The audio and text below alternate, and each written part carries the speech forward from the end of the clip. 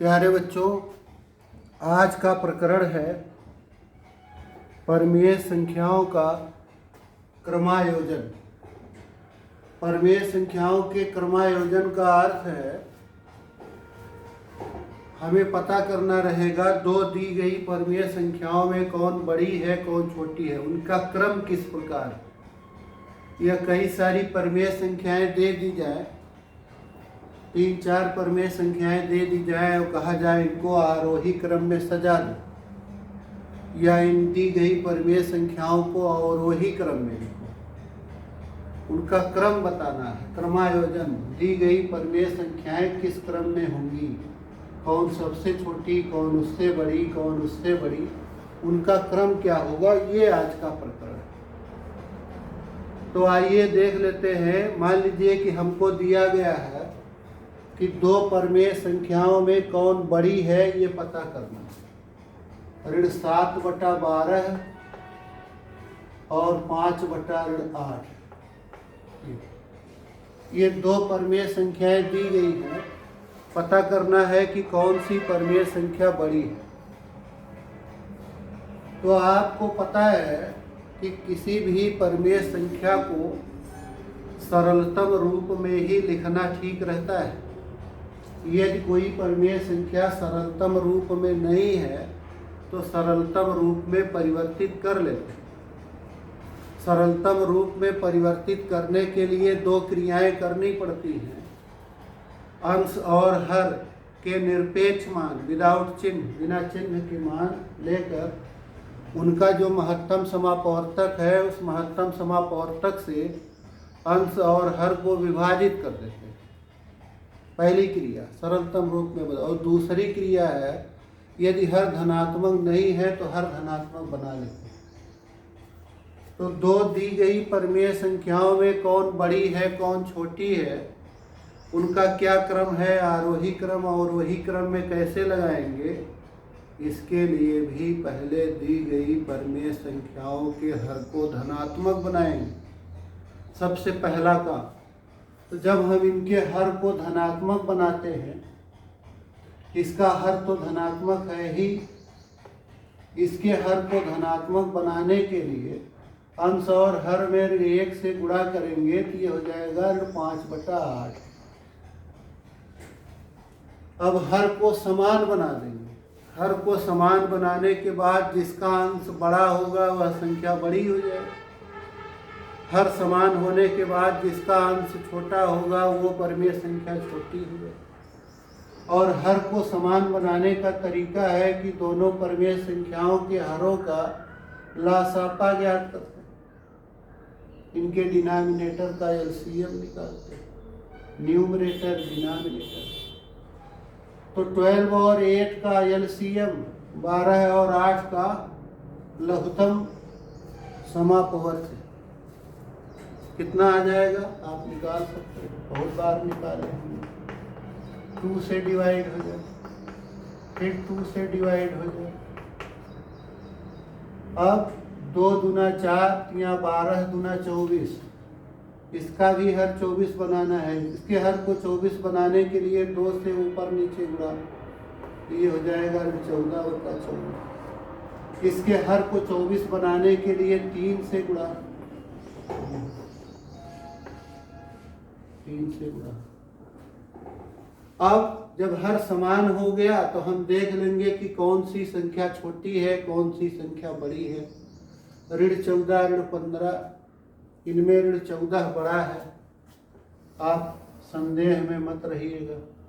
इस संख्या रेखा पर जब हम दाहिने की तरफ चलते हैं तो बड़ा होता जाता है, बाएं की तरफ चलते हैं तो छोटा होता है।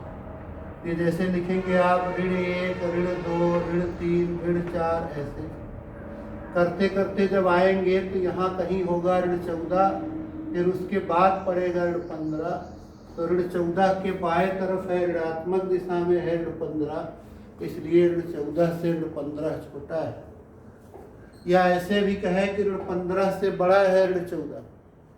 तो चूंकि ये ऋण 14 बड़ा है, इसका अंश बड़ा है, इसलिए यही परमेय संख्या बड़ी है। ये परमेय संख्या बड़ी होगी अब ये इसका सरलतम रूप है, इसलिए कहते हैं कि ऋण 7/12 ये बड़ा होगा ऋण 15/24।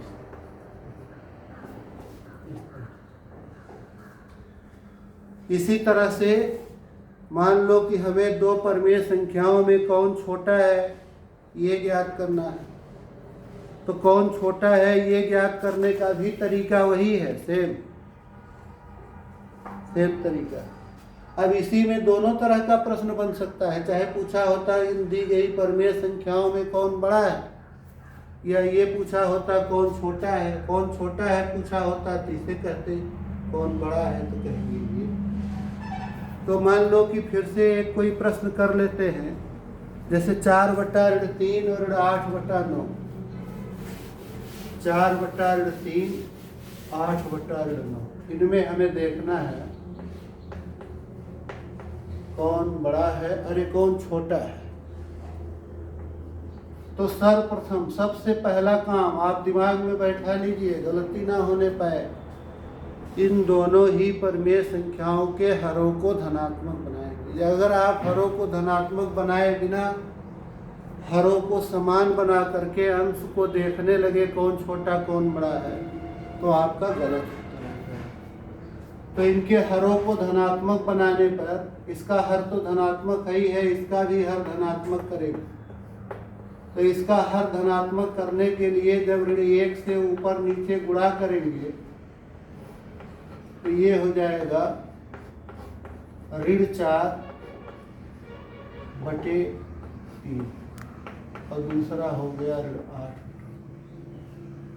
अब हरों को समान बनाएंगे, हरों को समान बनाने, हरों को समान। तो 3 और 9 का लसापा 9 होगा, इसलिए 9 बनाएंगे। इसका 9 बनाने के लिए 3 से गुणा करेंगे तो ऊपर हो गया ऋण 12/9। तो ये हो गया। कौन छोटा है? ऋण 12/9। ऋण 12/9 छोटा है, लेकिन इसे नहीं लिखेंगे ये छोटा है, बल्कि ये जिसका सरलीकरण रूप है ये कहेंगे 4/-3 लेस देन -8/9। इस प्रकार हम लोग बड़ा और छोटा देखते हैं। यदि कई परमेय संख्याएं दी गई है तो सबके हरों को धनात्मक बना लेंगे, हरों को समान बना लेंगे। जिस प्रकार जिसका अंश छोटा होगा उसे पहले, फिर उसके बड़े वाले को, उससे बड़े अंश वाले को, उससे बड़े अंश वाले को लिखते जाएंगे तो आरोही क्रम सज जाएगा। और अगर अवरोही क्रम में लिखना, घटते हुए क्रम में, तो हरों को धनात्मक बनाइए दी गई परमेय संख्याओं के, हरों को समान बनाइए दी गई परमेय संख्याओं के। सबसे बड़े अंश वाले को पहले लिखिए क्योंकि वही सबसे बड़ी परमेय संख्या होगी, फिर उससे कम अंश वाले को, उससे कम अंश वाले को, तो अवरोही क्रम में हो जाएगा। इस प्रकार अब यदि इनको हम लोग सरल करें, जैसे अभी कहा गया कि ये 4/3 और ऋण 8/9, इनके हरों को अगर हम धनात्मक बना दें तो ये हो जाएगा ऋण 4/3 और ये ऋण 8/9। अब अगर हम इनके पहले वाले के अंश और दूसरे वाले के हर को गुणा करें तो ये हो जाएगा ऋण 36। इसी तरह से इसके हर और उसके अंश को गुणा करें तो ये हो जाएगा ऋण 24। तो जो ऋण 36 है वो ऋण 24 से छोटा है। ऋण 4/9, 3 ऋण 8, तो ऋण 36 छोटा है ऋण 24। इसको हम लोग इस तरह से कहते हैं कि यदि A/B और C/D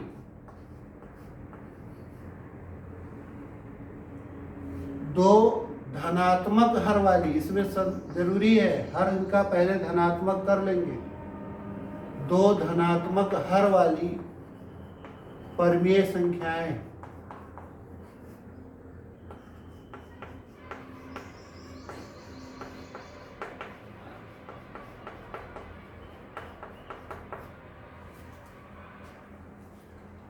तो अगर हम a गुणे d करें, a गुणे d और एक बार b गुणे c करें,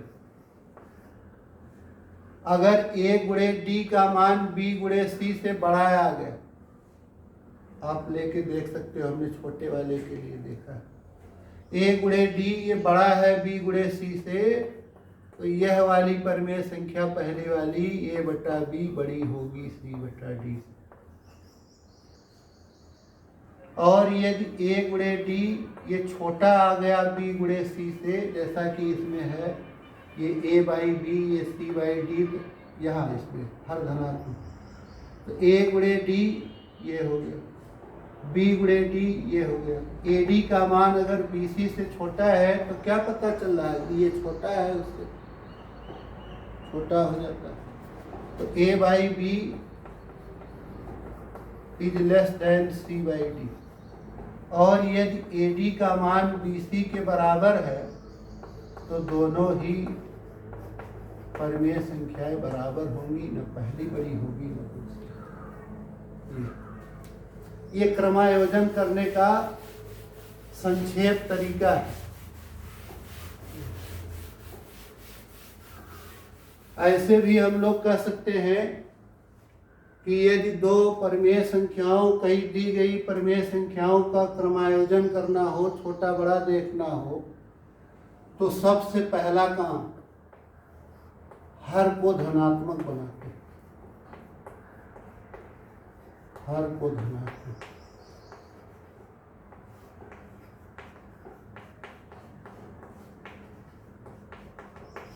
दूसरा काम हर को समान बनाते,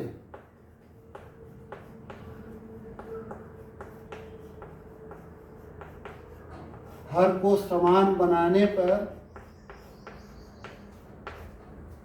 जिस परमेय संख्या का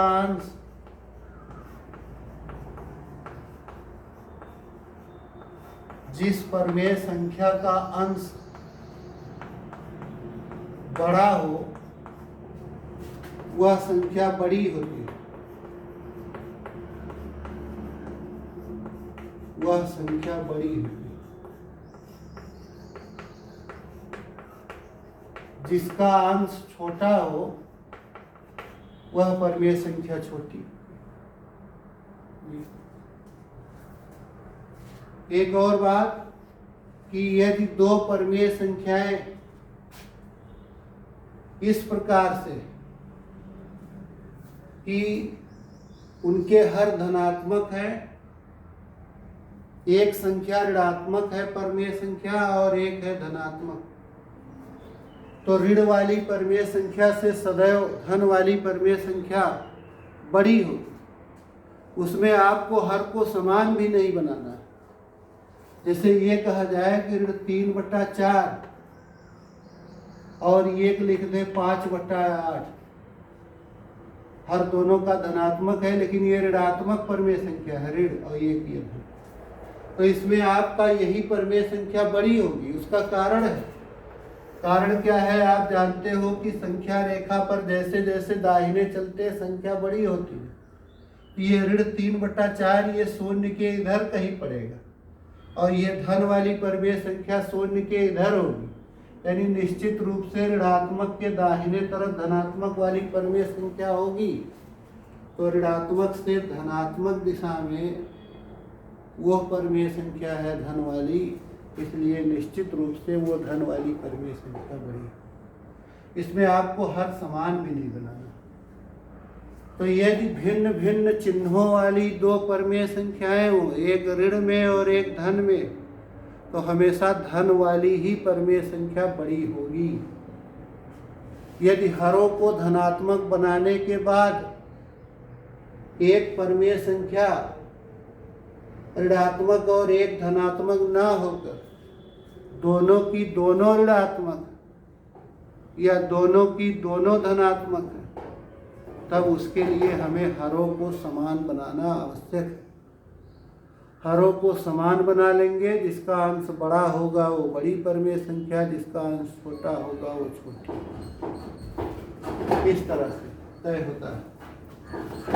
और सबसे लास्ट में चौथा कह सकते हैं कि यदि ए बटा बी, वही बात, यदि ए बटा बी और सी बटा डी धनात्मक हर वाली परमेय संख्या है, अभी बताया गया धनात्मक हर वाली परमेय संख्याएं,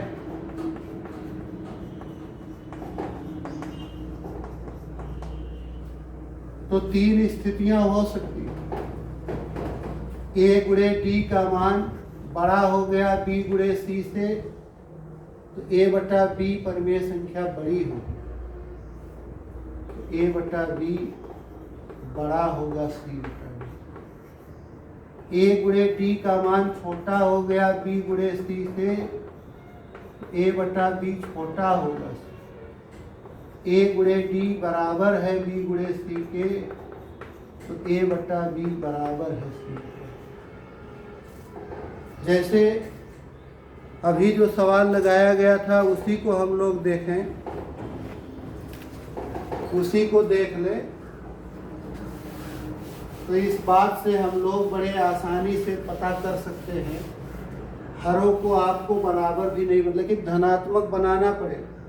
जैसे एक था 7/12, ये हो गया ए बटा बी, और एक है 5/8। अब इस हर को धनात्मक बनाएंगे, ऋण 1 से ऊपर नीचे बढ़ा।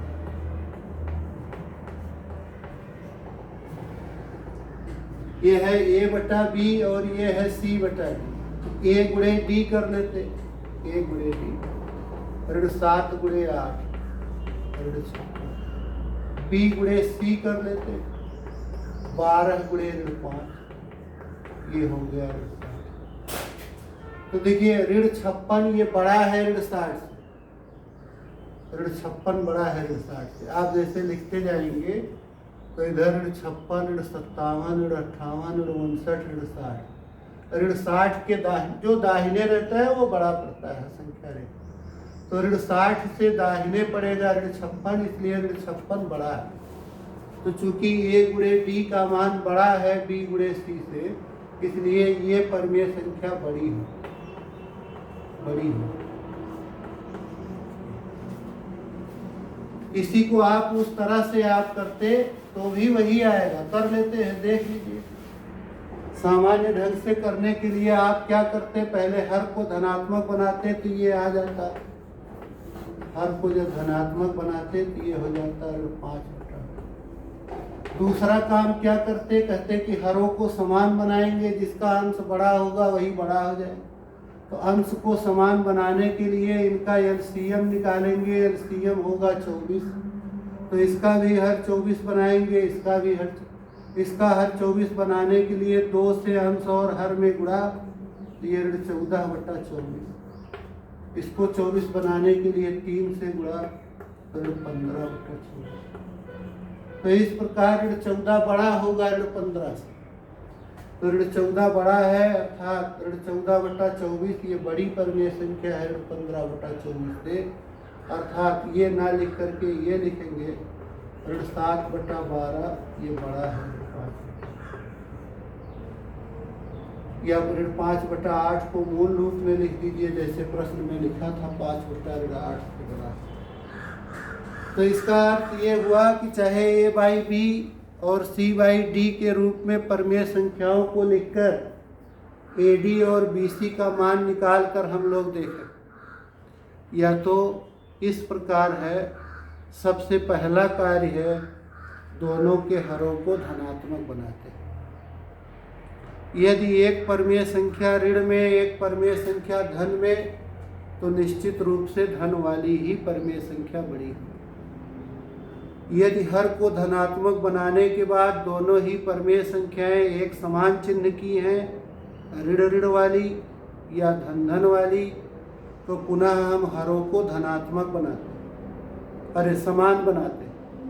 हर को समान करने के उपरांत जिसका अंश बड़ा होता है वो परमेय संख्या बड़ी हो जाती है। और या तो फिर कौन सी परमेय संख्या बड़ी होगी, कौन सी छोटी, उसके लिए एक पहली परमेय संख्या को a/b सपोज करते, दूसरे को c/d। हर धनात्मक रहना चाहिए। तो a/d एक बार गणना करते, एक बार b/c। यदि a/d का मान b/c से बड़ा है तो a/b वाली परमेय संख्या बड़ी होगी। a/d का मान b/c से छोटा है तो a/b वाली परमेय संख्या छोटी होगी। यदि दोनों ही मान बराबर आ जाएं, एक बार a/d करने पे एक बार b/c करने, तो दोनों परमेय संख्याएं a/b और c/d बराबर हो। तो ये दोनों तरीक़ों से आप इनको कर सकते हैं। धन्यवाद।